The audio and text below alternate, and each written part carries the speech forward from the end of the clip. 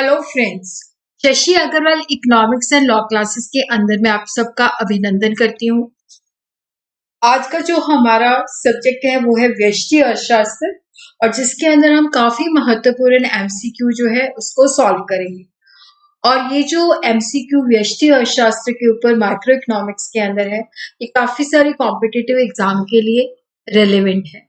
अगर आपको मेरा ये प्रयास सही लगता है तो डू लाइक माई वीडियो, इसको शेयर कीजिए, कमेंट कीजिए, लाइक कीजिए और मेरे channel Shashi Agarwal economics and law classes को सब्सक्राइब कीजिए। तो ये मेरी ऐप है, एडुसम ऐप है, जिसको आप गूगल प्ले स्टोर से डाउनलोड कर सकते हो। ये जो ऐप है commerce, economics and management students को काफी सारा फ्री स्टडी मटेरियल और काफी सारे फ्री मॉक टेस्ट प्रोवाइड करती है। उसी तरह व्यष्टि अर्थशास्त्र का इंग्लिश और हिंदी दोनों के अंदर कोर्स यहाँ पे उपलब्ध है। तो सबसे पहला एमसीक्यू है, उस अर्थशास्त्री का नाम बताइए जिसने कीमत निर्धारण में समय को महत्व दिया है।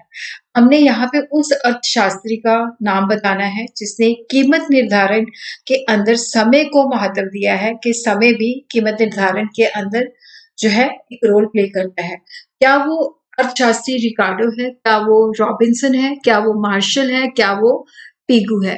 तो right answer is the Marshall. के मार्शल जो है उन्होंने कहा कि जब वस्तु की कीमत निर्धारित होती है तो उसके अंदर डिमांड का योगदान ज्यादा होता है कि सप्लाई, तो उसके अंदर उन्होंने समय का महत्व बताया। विक्रेता बाजार वो स्थिति है जिसमें विक्रेता व्यापारिक छूट देने को बांधे होते हैं, संख्या में अधिक होते हैं, कीमत पर प्रभाव डालने में सफल नहीं हो पाते, बाजार में वर्चस्व प्रभुत्व स्थापित करने में सफल होते हैं। So the right option is the विक्रेता बाजार वो स्थिति है जिसमें विक्रेता बाजार में वर्चस्व स्थापित करने में सफल होते हैं, अपनी प्रभुता स्थापित करने में सफल होते हैं। उत्पादन में घटती लागत परिणाम है।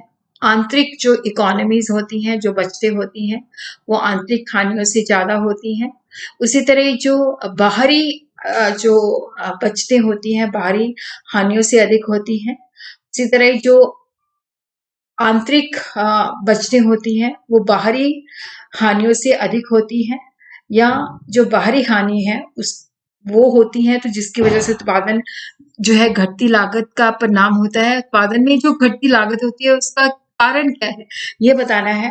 तो इसमें ये है कि जो आंतरिक बचतें होती हैं वो आंतरिक जो हानियां होती हैं उससे ज्यादा होती हैं, जो इंटरनल इकोनॉमीज होती हैं वो इंटरनल डिसइकोनॉमी से ज्यादा होती हैं।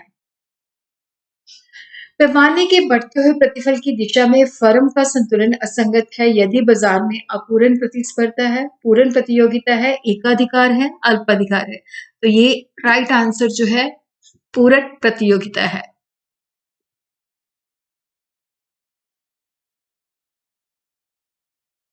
किसी फर्म और उद्योग का आस्त और वक्र समान है, ये पूर्ण प्रतियोगी में होता है, एकाधिकार में होता है, अल्पाधिकार में होता है, ड्यूपॉली ब्रे अधिकार में होता है। तो इसका जो राइट ऑप्शन है दैट इज द एकाधिकार, क्योंकि मोनोपोली के अंदर क्या है कि फर्म और उद्योग एक ही चीज होती है, एक ही फर्म होती है, उसी को ही हम उद्योग कहते हैं। किसका विचार है अर्थशास्त्र साथियों के बीच में तटस्थ है? Adam Smith, Robins, martial and Pigou. So the right answer is the Robins. यदि कोई विक्रेता पूर्ण प्रतिस्पर्धा में अपनी बिक्री दुगनी करना चाहता है, देखो पूर्ण प्रतियोगिता के अंदर अगर वो अपनी बिक्री दुगनी करना चाहता है, अपनी सेल को दुगना करना चाहता है, तो उसके लिए क्या उसको अपने उत्पाद की गुणवत्ता क्वालिटी में सुधार लाना होगा, या अपने प्रोडक्ट की कीमत आधी कर देनी होगी, या वो बिक्री के उत्पाद की दुगनी मात्रा रखेगा, या वो अपने उत्पाद को सर्वोत्तम गुणवत्ता के रूप में विज्ञापित करेगा। तो जो पूर्ण प्रतियोगिता होती है वहां पे प्राइस जो होती है इंडस्ट्री के द्वारा फिक्स की होती है, तो फर्म जो होती है प्राइस टेकर होती है, तो इसलिए ना ही उसमें एडवर्टीजमेंट होती है।